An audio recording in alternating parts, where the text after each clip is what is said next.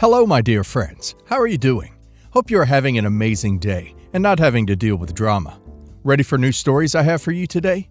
Let's go to the first one. And don't forget to listen to the end of the story, guys, to hear my insights. Enjoy the stories. And don't forget to like and subscribe. And of course, don't forget to leave a comment. So, I've one biological sibling, Jake, 39, who lives in America from my dad's first marriage.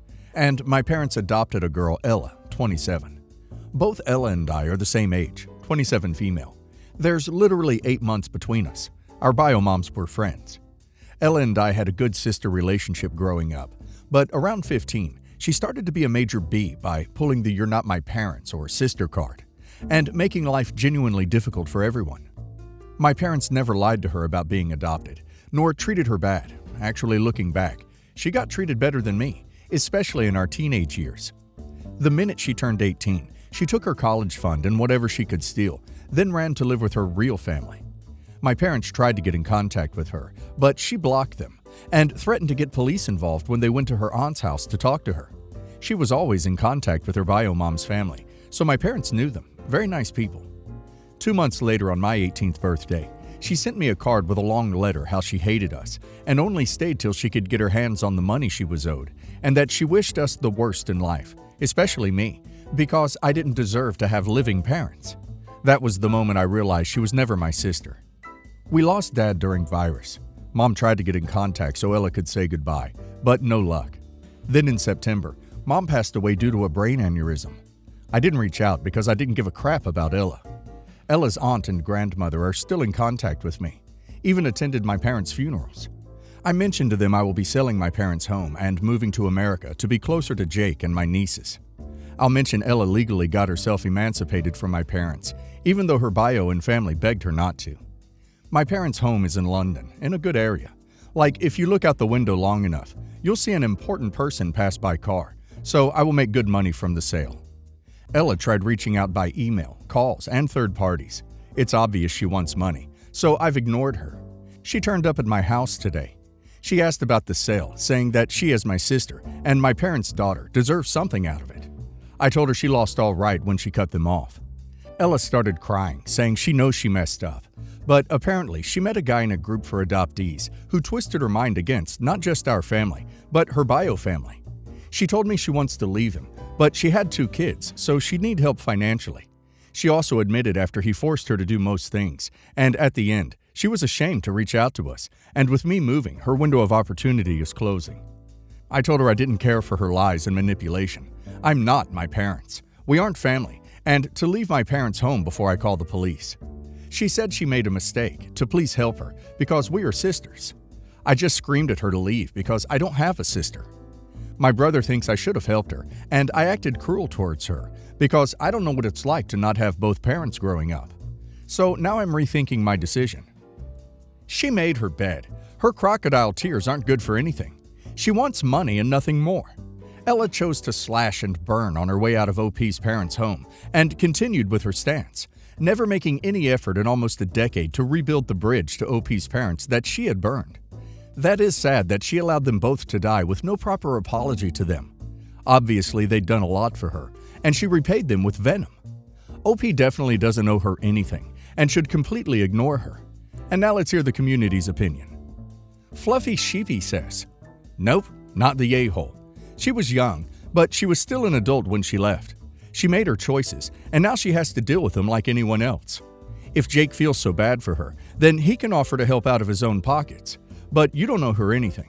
And you can tell when someone is genuine about wanting to reconcile versus just being manipulative, because genuine people don't start reconciliation by asking for money and favors. She showed up because she wanted the money, nothing more. She's not here to apologize for being a terrible daughter and sister and try to mend things. She's just trying to pull some heartstrings to get stuff from you.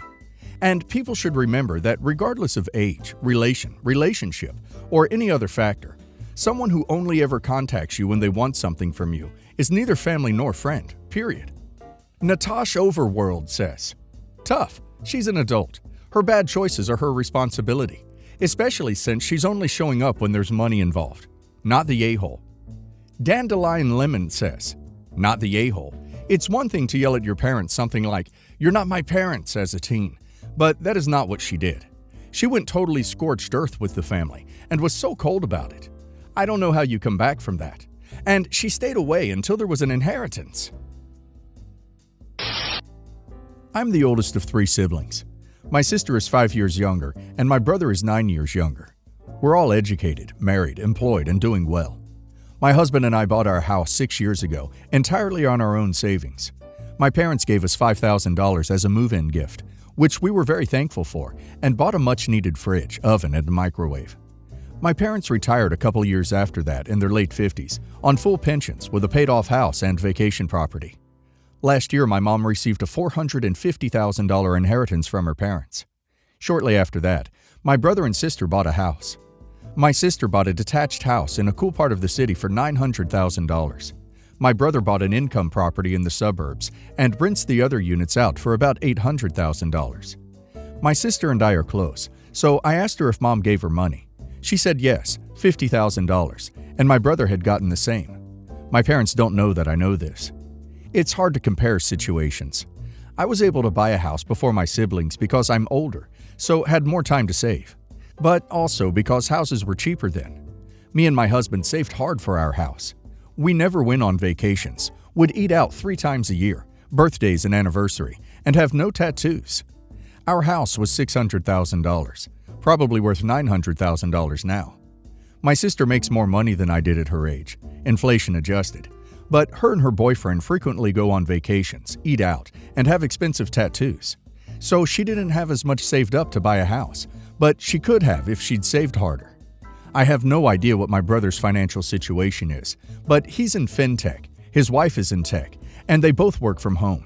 I assume they're doing fine. We're not close. I feel incredibly hurt that my parents didn't offer us money when we bought our house, or after they received the inheritance. I think I know what they'll say. They didn't have the money back then. We already had a house. The housing market has gone up, and they just wanted to make sure all their kids have a house. My siblings could have bought cheaper houses without their help, but I think my parents wanted to make it fair, ensuring we all had houses of similar value. But how is it fair that I saved harder and received no help? Should I talk to my parents about it, or just swallow it? It's been a few months and I'm still hurt. Some more background for color. My husband contributed greatly to my parents' net worth. Over 15 years ago, my parents bought a cottage on an island for $40,000. It was a bug and vermin-infested shack. They couldn't get a contractor to come fix it up because it's on a freaking island. So my husband, a contractor, built my parents' vacation property. Now it's a lovely 3-bed lake house. They paid him $3,000 for his work over the summer. Inflation adjusted, $5,000 today. We were in our early 20s at the time, and that was a ton of money for us. Today, nice cottages in the area sell for $400,000. Shacks, $200,000. My parents would have paid $50,000 for the work from a licensed contractor. He never felt bad about it until now because family helps each other out. But this situation with the $50,000 has got under his skin. He thinks my parents will expect him to renovate my sister's house, and he isn't going to do it. None of us are living in mansions. We all have mortgages. The average detached house price this year in my city is $1.4 million. Me and my sister bought rough 1-bed houses. My brother lives in a 2-bed unit of his nice rental property outside of the city. My sister and I are child-free. My brother has a baby with his wife. My brother and sister could have afforded cheaper real estate, like a freehold townhouse or a house in a cheaper area. But my sister only looked at houses in the city, and my brother wanted a property with a rental unit. Real estate has been shooting up for the last 10 years, and my parents were frantic to ensure they had a house. They are big believers in the real estate cult. My relationship with my mom can be described as formal and obligatory. There's no emotional intimacy. It's very old-school British. My parents are classic white Christian boomers, and my mom parented with fear and guilt. One time, my mom gave me the silent treatment for 2 months because she thought I'd had S at 17 years old. I hadn't. I went to a football game with my boyfriend, now husband. My dad was better. He was a really good dad, but my mom's temper ruled the household and colored everything. Mom and Dad fought all the time, up to and including breaking dishes. I'm closer with my dad. He would play with us as kids and read us books every night. I moved out at 21 when I got engaged. My sister moved out at 18 and couch surfed or camped until she was stable enough to get an apartment. My brother stayed longer. He was the golden child, first boy in 2 generations. But even he moved out as soon as he could, at 25. Now we get together about 10 times a year for holidays and birthdays to talk about our purchases and accomplishments. My husband hates it. To me, it's the best my relationship has ever been with them. Well, I think all children are equal and should be treated equally. They did this all hush-hush because they know what they did was wrong. I think OP has reasons to be hurt, and I think OP needs to talk to them and try to formulate this to make the situation clear. It's about their obvious favoritism, not about money. And now let's hear the community's opinion.